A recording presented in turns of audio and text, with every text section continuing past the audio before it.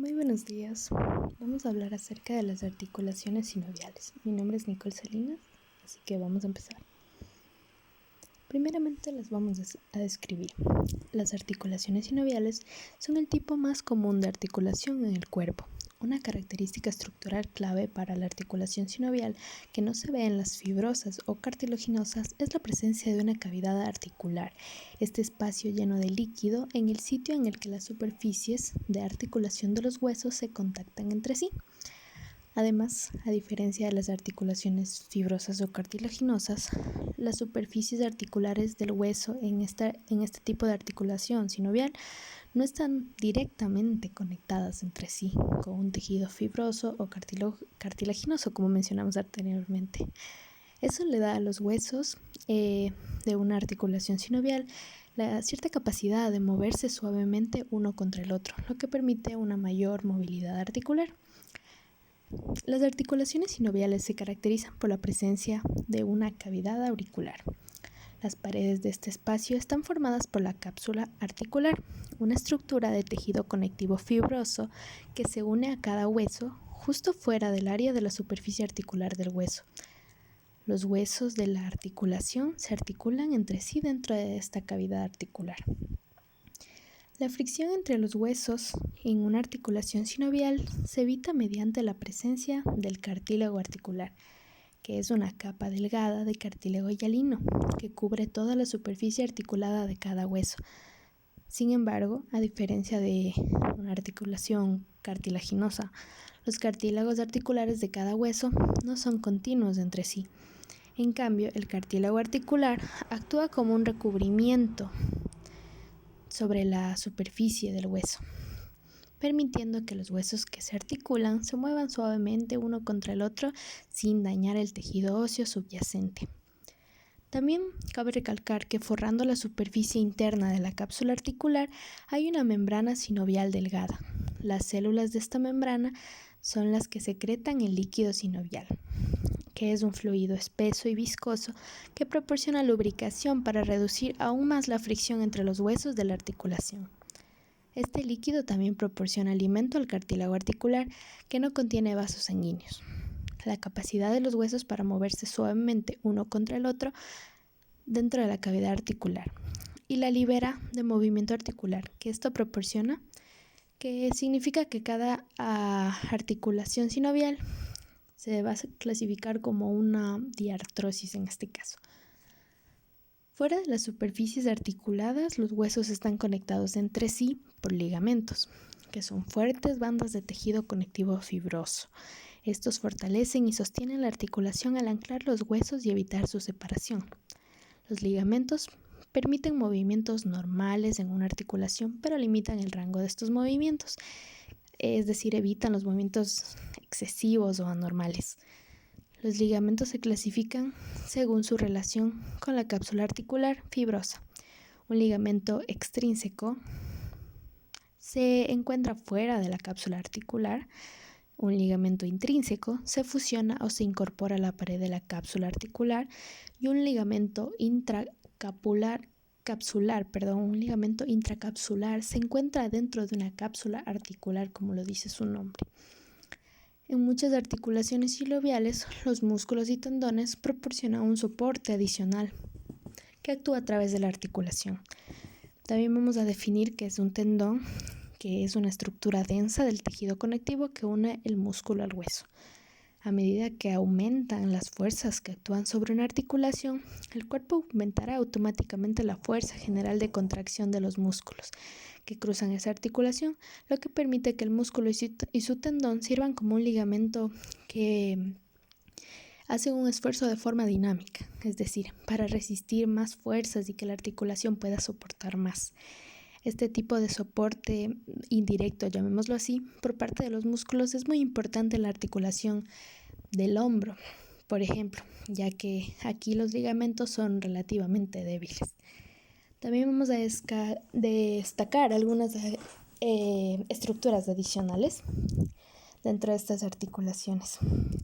Estas articulaciones sinoviales tienen una estructura de fibrocartílago que está ubicada entre los huesos articulados.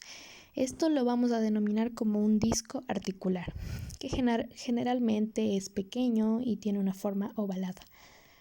O menisco, que es más grande y tiene una forma de C.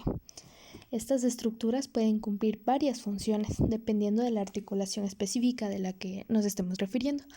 En algunos lugares, un disco articular puede actuar para unir fuertemente los huesos de una articulación entre sí. Por ejemplo de estos incluyen los discos articulares que se encuentran en la articulación esternoclavicular o entre los extremos distales del radio y los huesos del cúbito. Entre otras articulaciones sinoviales, el disco puede proporcionar absorción de impactos y amortiguación entre los huesos, que es la función de cada menisco dentro de la articulación de la rodilla, por ejemplo. Finalmente, un disco articular puede servir para suavizar los movimientos entre los huesos que se están articulando, como vamos a describir posteriormente en la articulación temporomandibular. Algunas articulaciones sinoviales también tienen una almohadilla de grasa que puede servir como un colchón entre los huesos. Las estructuras adicionales que están ubicadas fuera de la articulación sinovial sirven para evitar la fricción entre los huesos de la articulación y los tendones musculares o la piel suprayacentes. Vamos a definir también un nuevo concepto que es una bolsa. Es un saco delgado de tejido conectivo lleno de un líquido lubricante que están ubicados en regiones donde la piel, los ligamentos, los músculos o los tendones musculares pueden rozarse entre sí, generalmente cerca de una articulación del cuerpo. Las bolsas lo que hacen es reducir la fricción al separar las estructuras adyacentes, evitando que se froten directamente una con la otra. Las bolsas las vamos a clasificar por su ubicación. Primero tenemos una bolsa subcutánea, que se encuentra entre la piel y un hueso subyacente, que permite que la piel se mueva suavemente sobre el hueso. Los ejemplos incluyen la bolsa prepatelar, que está ubicada sobre la rótula, y la bolsa del olecranon en la punta del codo. También tenemos una bolsa submuscular, que como su nombre lo dice, está entre el músculo y un hueso subyacente o entre músculos adyacentes. Estos evitan el roce del músculo durante los movimientos. También tenemos una bursa subtendinosa, que se encuentra entre un tendón y un hueso. Tenemos, por ejemplo, la bolsa subacromial, que protege el tendón del músculo del hombro cuando pasa por debajo del acromion, como lo dice su nombre, del acromion de la escápula. Y la bolsa suprapatelar, que separa el tendón del muslo anterior grande del fémur distal justo por encima de la rodilla. Una vaina tendinosa es similar en estructura a una bolsa, pero es un poco más pequeña. Es un saco de tejido conectivo que rodea un tendón muscular en lugares donde el tendón cruza una articulación.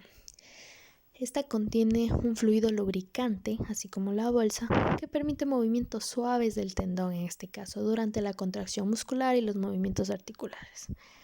Vamos a hablar de la subdivisión en función de las articulaciones sinoviales. En esta clasificación se dividen en 6 tipos: de pivote, bisagra, condiloide, silla de montar, planas y articulaciones esféricas.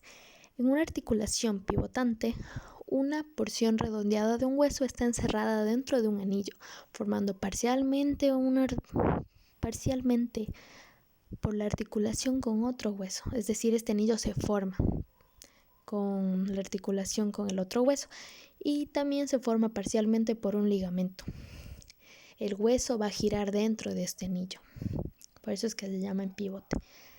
Una articulación en bisagra también se define como articulación articulada. Por ejemplo, aquí el extremo convexo de un hueso se articula con el extremo cóncavo de un hueso adyacente.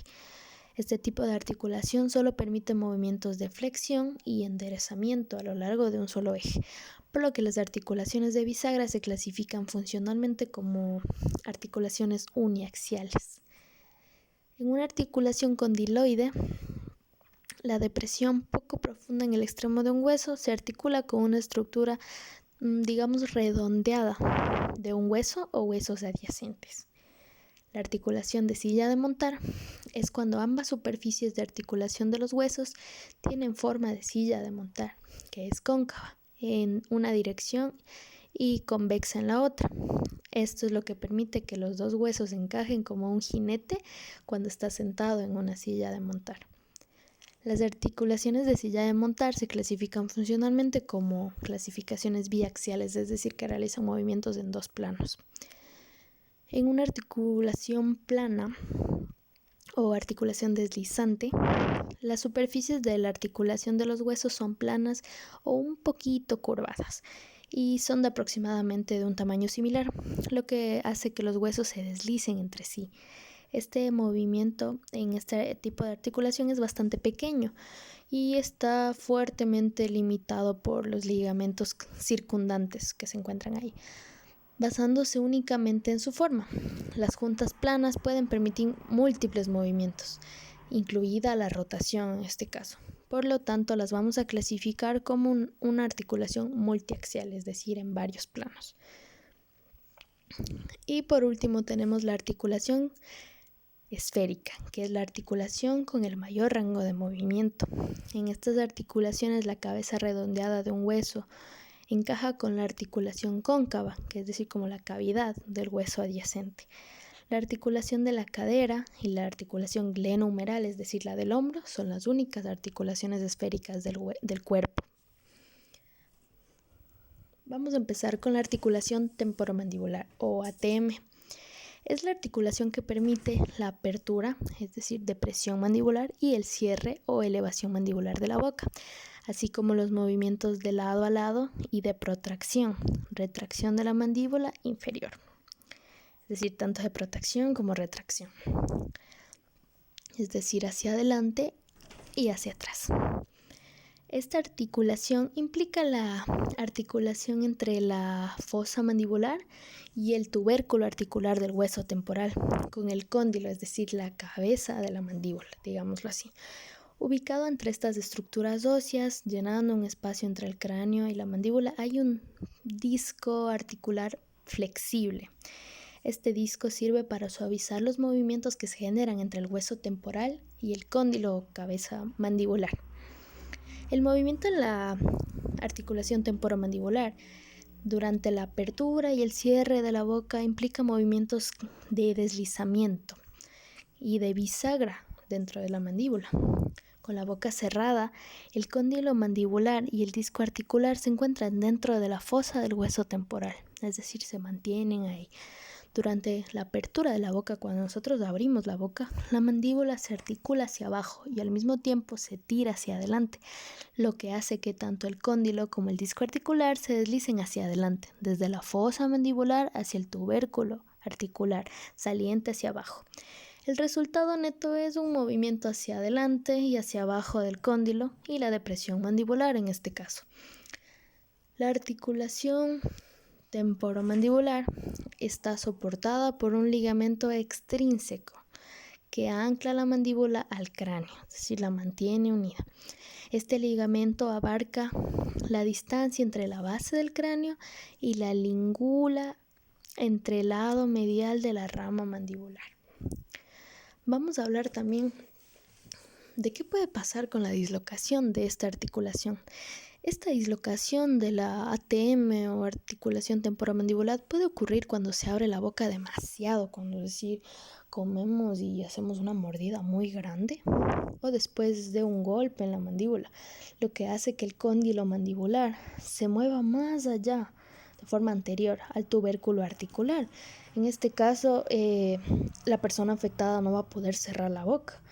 El trastorno de esta articulación es una afección bastante dolorosa que puede surgir también debido a la artritis, el desgaste del cartílago articular que cubre las superficies óseas de esta articulación, la fatiga muscular por el uso excesivo, el rechinar los dientes, el daño del disco articular dentro de una articulación o la simple lesión de la mandíbula. La mayoría de trastornos por decir todos, de la articulación temporomandibular también pueden causar ciertos dolores de cabeza una obvia dificultad para masticar o incluso una incapacidad para mover la mandíbula. Esto lo denominamos un bloqueo de la mandíbula. Los agentes farmacológicos para el dolor u otras terapias, incluidos los protectores de mordeduras, también así evitamos un movimiento innecesario y que pueda ser doloroso para el paciente. Estos se utilizan como tratamientos. Sigamos, la articulación del hombro. La articulación del hombro la denominamos articulación glenohumeral. Esto es una articulación esférica, formada por la articulación entre la cabeza del húmero y la cavidad glenoide de la escápula. Esta articulación tiene el mayor rango de movimiento de cualquier articulación en el cuerpo. Sin embargo, esta libertad de movimiento se debe a la falta de soporte estructural y por lo tanto la movilidad, que podemos decir mejorada o fuerte, se ve compensada por una pérdida de estabilidad. Es por eso que es bastante fácil dislocarse un hombro. La gran variedad de movimientos en la articulación del hombro es proporcionada por la articulación de la cabeza humeral grande y redondeada con la cavidad glenoidea pequeña y poco profunda, que es solo aproximadamente 1/3 del tamaño de la cabeza humeral. La cavidad formada por la cavidad glenoidea se profundiza ligeramente por un pequeño labio de fibrocartílago que vamos a denominar labrum glenoideo. Este se extiende alrededor del margen exterior de la cavidad. La cápsula articular que rodea la articulación glenohumeral es relativamente fina o delgada y suelta. Está diseñada de esta manera para permitir grandes movimientos de la extremidad superior. Es por eso que en las partes superiores, en las extremidades superiores, tenemos más movilidad y en las extremidades inferiores no tanta, ya que éstas necesitan soportar más peso. Es por eso que tienen menos rango de movilidad. Parte del soporte estructural para esta articulación es proporcionado por ciertos engrosamientos de la pared de la cápsula articular que forman ligamentos intrínsecos que son más débiles. Estos incluyen el ligamento coracohumeral, que va desde el proceso coracoideo de la escápula hasta el húmero anterior, y 3 ligamentos, cada uno llamado ligamento glenohumeral, ubicado en el lado anterior de la cápsula articular. Es decir, son 3 como mencionamos anteriormente. Sin embargo, estos 3 se llaman glenohumerales. Estos ligamentos ayudan a fortalecer las paredes de la cápsula superior y anterior. Sin embargo, el soporte principal para la articulación del hombro está proporcionado por los músculos que cruzan la articulación, particularmente los 4 músculos de algo que denominamos el manguito rotador. Estos músculos son el supraespinoso, el infraespinoso, el redondo menor y subescapular. Estos músculos surgen de la escápula y se unen a los tubérculos mayores o menores del húmero en este caso. A medida que estos músculos cruzan la articulación del hombro, sus tendones rodean la cabeza del húmero y se fusionan con las paredes anterior, superior y posterior de la escápula articular. El engrosamiento de la cápsula formada por la fusión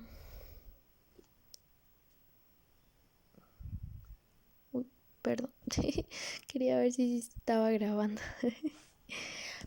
El engrosamiento, como decía, de la cápsula formada por la fusión de estos 4 tendones, como dije, se llama manguito rotador.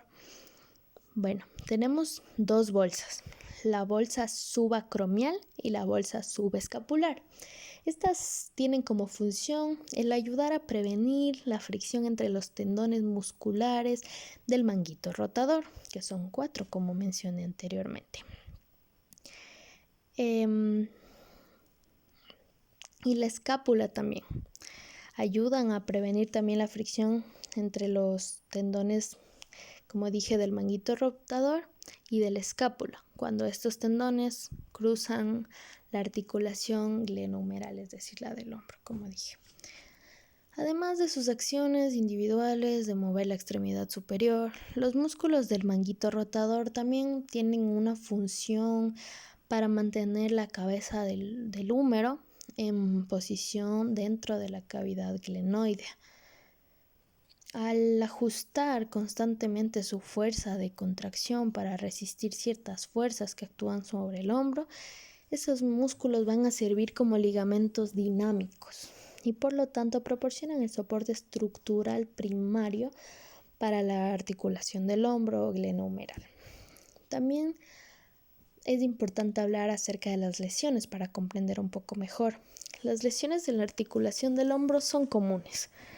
El uso repetitivo de esta extremidad superior, principalmente en la abducción, como en el lanzamiento, natación o deportes de raqueta, puede provocar inflamaciones agudas o crónicas de las bursas. Estas inflamaciones también se denominan bursitis. O los tendones musculares. Una rotura del labrum glenoideo, por ejemplo. O degeneración o desgarros del manguito rotador. La articulación del codo. Es una articulación que vamos a denominar uniaxial. Está formada por una articulación humerolar. La articulación entre la tróclea del húmero y la muesca troclear del cúbito, en este caso. También se asocia con el codo la articulación húmero-radial, es decir, con el húmero y el radio. Y la articulación proximal del radio cubital. Estas tres articulaciones están encerradas dentro de una cápsula articular. La cápsula articular del codo es delgada en sus aspectos anterior y posterior, pero está engrosada a lo largo de sus márgenes externos por fuertes ligamentos intrínsecos. Y estos ligamentos evitan los movimientos de lado a lado y la hiperextensión. En el lado medial tenemos el ligamento colateral, cubital, triangular. Sí, un nombre largo. Esto surge del epicóndilo medial del húmero y se va a adherir al lado medial del cúbito. La parte más fuerte de este ligamento es la porción anterior, ya que resiste la hiperextensión del codo. El movimiento de hiperextensión del codo. El ligamento colateral cubital se puede lesionar por extensiones frecuentes y fuertes en el antebrazo, como por ejemplo los lanzadores de béisbol. La reparación quirúrgica reconstructiva de este ligamento se conoce como cirugía Tommy John. Se llama así por el ex lanzador de las Grandes Ligas, que fue la primera persona a la que se le hizo este tratamiento. En cambio, el lado lateral del codo está soportado por el ligamento colateral radial, es decir, del radio. Esto surge del epicóndilo lateral del húmero y luego se mezcla en el lado lateral del ligamento anular. El ligamento anular es lo que rodea la cabeza del radio. Este ligamento soporta la cabeza del radio mientras se articula con la muesca radial del cúbito en la articulación proximal del radio cubital. Esta es una articulación pivotante que permite la rotación del radio durante la supinación y la pronación del antebrazo. La articulación de la cadera. Esta es una articulación de rótula de tipo multiaxial entre la cabeza del fémur y el acetábulo del hueso de la cadera. La cadera soporta el peso del cuerpo y por lo tanto requiere fuerza y estabilidad para que nos paremos y caminemos. Por estas razones el rango de movimiento es más limitado que en otras articulaciones. El acetábulo es la porción de encaje de la articulación de la cadera. Este espacio es profundo y tiene un área de articulación grande para la cabeza femoral, lo que le da la estabilidad y capacidad de soporte de peso a la articulación. El acetábulo se profundiza aún más por el labrum acetabular, que es un labio de fibrocartílago que está unido al margen externo del acetábulo.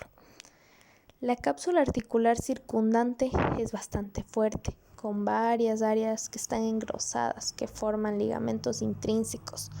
Estos ligamentos surgen del hueso de la cadera, en los márgenes del acetábulo, y se unen al fémur en la base del cuello. Los ligamentos son el ligamento iliofemoral, ligamento pubofemoral y el ligamento isquiofemoral, todo lo cual gira en espiral alrededor de la cabeza y el cuello del fémur. Los ligamentos se tensan por extensión en la cadera, tirando así de la cabeza del fémur con fuerza hacia el acetábulo, cuando está en posición vertical y de pie. Se permite muy poca extensión adicional del muslo, más allá de la posición vertical. Estos ligamentos estabilizan la articulación de la cadera y le permiten mantener una posición más erguida con una contracción muscular mínima, ya que, como mencioné anteriormente, necesita tener estabilidad para soportar el peso. Dentro de la cápsula articular, el ligamento de la cabeza del fémur se extiende entre el acetábulo y la cabeza femoral. Este ligamento normalmente está flojo y no proporciona ningún soporte articular que sea muy significativo, pero sí proporciona una vía para una arteria importante que irriga la cabeza del fémur. La cadera es bastante propensa a osteoartritis y por lo tanto esta fue la primera articulación para la que se desarrolló una prótesis de reemplazo, que es una lesión común en personas de edad bastante avanzada, particularmente aquellos con huesos debilitados debido a osteoporosis y en una fractura de cadera. En realidad se denomina como una fractura del cuello femoral. Puede resultar de una caída o puede causar la caída en este caso, ya que, como decimos, tiene varios factores como la osteoporosis y etc. La articulación de la rodilla. Esta es la articulación más grande del cuerpo y en realidad consiste de 3 articulaciones. La articulación femoropatelar, que se encuentra entre la rótula y el fémur distal. La articulación tibiofemoral medial y la articulación tibiofemoral lateral, que se encuentran entre los cóndilos medial y lateral del fémur y los cóndilos medial y lateral de la tibia. Todas estas articulaciones están encerradas dentro de una sola cápsula articular. La rodilla en este caso funciona como una articulación articulada, lo que permite, es decir, de bisagra, lo que permite la flexión y extensión de la pierna. Esta acción es generada por movimientos de balanceo y deslizamiento del fémur en la tibia.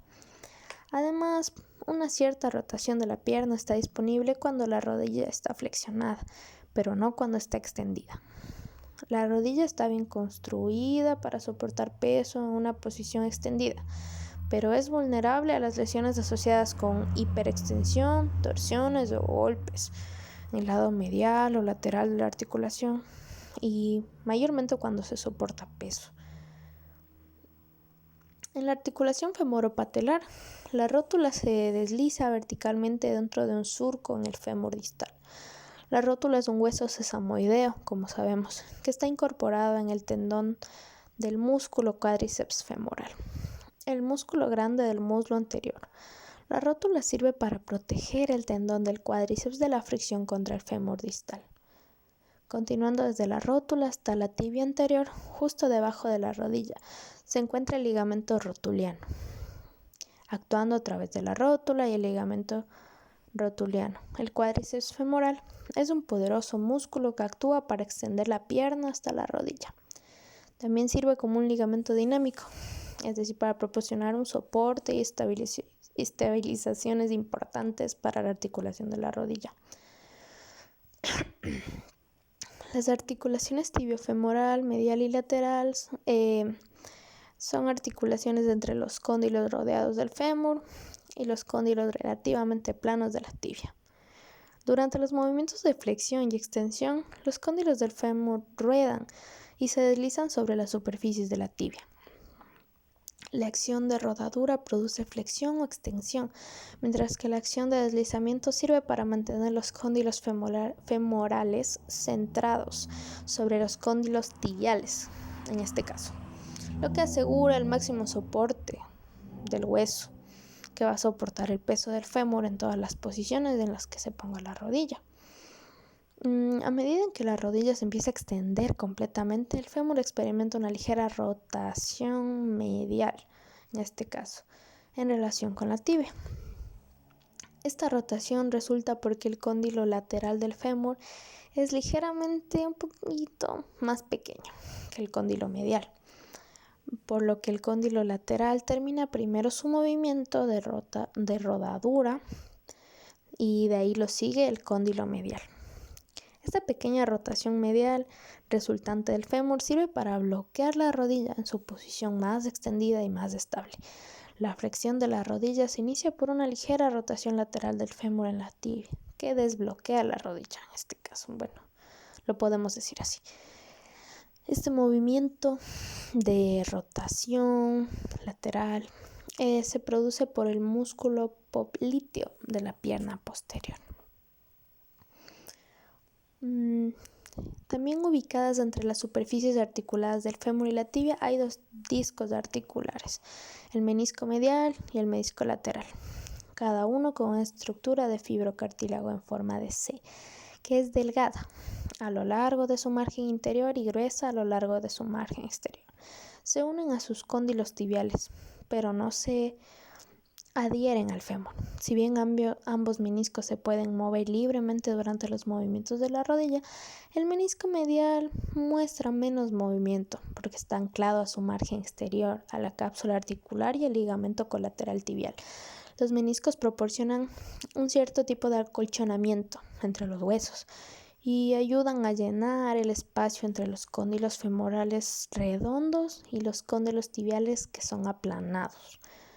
Algunas áreas de cada menisco carecen de suministro de sangre arterial y por lo tanto estas áreas sanan mal, bastante mal si se dañan por eso, y son bastante comunes en realidad este tipo de daños en los futbolistas y etc. La articulación de la rodilla tiene múltiples ligamentos que brindan soporte, particularmente en la posición extendida. Fuera de la cápsula articular ubicada a los lados de la rodilla hay dos ligamentos extrínsecos, el ligamento colateral fibular o ligamento colateral lateral. Está en el lado lateral, como dije, y se extiende desde el epicóndilo lateral del fémur hasta la cabeza del peroné. El ligamento colateral tibial o ligamento colateral medial de la rodilla medial va desde el epicóndilo medial del fémur, como valga la redundancia, hasta la tibia medial. Cuando cruza la rodilla, el ligamento colateral tibial se une firmemente en su lado profundo a la cápsula articular y al menisco medial. Un factor importante cuando consideramos las lesiones de rodilla es este. En la posición de rodilla completamente extendida, ambos ligamentos colaterales están tensos, es decir, como apretados, lo que sirve para estabilizar y soportar la rodilla de forma extendida y evitar movimientos de rotación o de lado a lado entre el fémur y la tibia. La cápsula articular de la rodilla posterior está engrosada por ligamentos intrínsecos que ayudan a resistir la hiperextensión de la rodilla, ya que esto puede causar varias lesiones. Dentro de la rodilla hay dos ligamentos intercapsulares, el ligamento cruzado anterior y el ligamento cruzado posterior. Estos están anclados inferiormente a la tibia en la eminencia intercondilar. Esa palabra me resulta dura siempre. El área rugosa entre los cóndilos tibiales. Así la denominamos a esta eminencia. Los ligamentos cruzados se nombran de esta manera por si están unidos anterior o posteriormente en la región tibial. Cada ligamento corre diagonalmente hacia arriba para unirse al aspecto interno del cóndilo femoral. Los ligamentos cruzados llevan el nombre de la forma de X que se forma cuando se cruzan, es decir, como una cruz. si lo vemos de una forma vertical. El ligamento cruzado posterior es el ligamento más fuerte. Este sirve para soportar la rodilla cuando está flexionada y soporta peso, como cuando se camina para abajo o cuesta abajo. En esta posición, el ligamento cruzado posterior evita que el fémur se deslice de forma anterior desde la parte superior de la tibia. El ligamento cruzado anterior se tensa cuando se extiende la rodilla y por lo tanto resiste la hiperextensión. Las lesiones de la rodilla son comunes, dado que la articulación es apoyada principalmente por músculos y ligamentos. Las lesiones en cualquiera de estas estructuras provocan un dolor o inestabilidad de la rodilla. Yo sí tuve un problema con los ligamentos cruzados y tuve una cirugía con un bloqueo de nervio y muchas cosas porque entrenaba kickboxing. Fue muy complicado en mi caso, así que me consta. Bueno, y por último la articulación del tobillo. Esta está formada por la articulación talocrural, hasta ahora no puedo pronunciar, talocrural.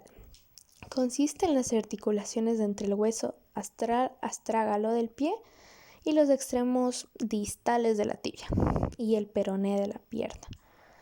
El aspecto superior del hueso astrágalo tiene como forma cuadrada y tiene 3 áreas de articulación en este caso. La parte superior del astrágalo se articula con la tibia inferior. Esta es la porción de la articulación del tobillo que lleva el peso del cuerpo entre la pierna y entre el pie. Los lados del astrágalo se mantienen en forma firme, en posición mediante las articulaciones con el maleolo medial de la tibia y maleolo lateral del peroné. Estos evitan cualquier movimiento de lado a lado del astrágalo, es decir, lo ayudan a que se mantenga ahí. El tobillo es, por lo tanto, una articulación articulada, es decir, en bisagra, que se denomina uniaxial o en un solo plano, que permite solo la dorsiflexión y la flexión plantar del pie. Es por eso que es uniaxial. Las articulaciones adicionales entre los huesos del tarso del pie posterior permiten los movimientos de inversión y eversión del pie. Lo más importante para estos movimientos es la articulación subtalar, ubicada entre el astrágalo y los huesos del calcáneo. Las articulaciones entre los huesos astrágalo y navicular y los huesos calcáneo y cuboides también ayudan de manera importante a estos movimientos, ya que todas las articulaciones entre los huesos del tarso, las denominamos planas.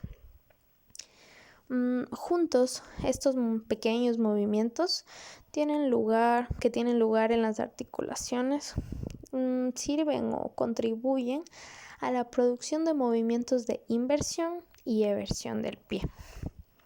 Es decir, se requiere de un trabajo en equipo, digámoslo así. Al igual que las articulaciones articuladas o en bisagra del codo y la rodilla, la articulación talocrural del tobillo, es decir, está sostenida por algunos ligamentos que son fuertes, que están ubicados a los lados de la articulación. Estos ligamentos se extienden desde el maleolo lateral, del maleolo medial de la tibia o el maleolo lateral del peroné y se anclan a los huesos astrágalo y calcáneo. Como están ubicados a los lados de la articulación del tobillo, permiten la flexión dorsal y plantar del pie. También evitan movimientos que sean anormales de lado a lado y de torsión del astrágalo, como dije, ayudan a mantener. Y los huesos del calcáneo durante la eversión e inversión del pie ayudan a estos movimientos. En el lado medial tenemos el ligamento deltoideo ancho. El ligamento deltoideo soporta la articulación del tobillo y también resiste la eversión excesiva del pie. Es decir, sin este podríamos sufrir varias lesiones. El lado lateral del tobillo tiene varios ligamentos que son un poco más pequeños, denominémoslo así. Estos incluyen el ligamento talofibular anterior y el ligamento talofibular posterior, que se extienden entre el hueso astrágalo y maleolo lateral del peroné. Y también tenemos el ligamento calcáneo fibular, como ya sabrán, es del calcáneo, ubicado entre el hueso calcáneo, valga la redundancia, y el peroné. Estos ligamentos son los que sostienen el tobillo y también resisten la inversión excesiva del pie en este caso. El tobillo es la articulación lesionada con mayor frecuencia en el cuerpo, siendo la lesión más común un esguince de tobillo invertido. Un esguince lo vamos a definir como el estiramiento o desgarro de los ligamentos de soporte.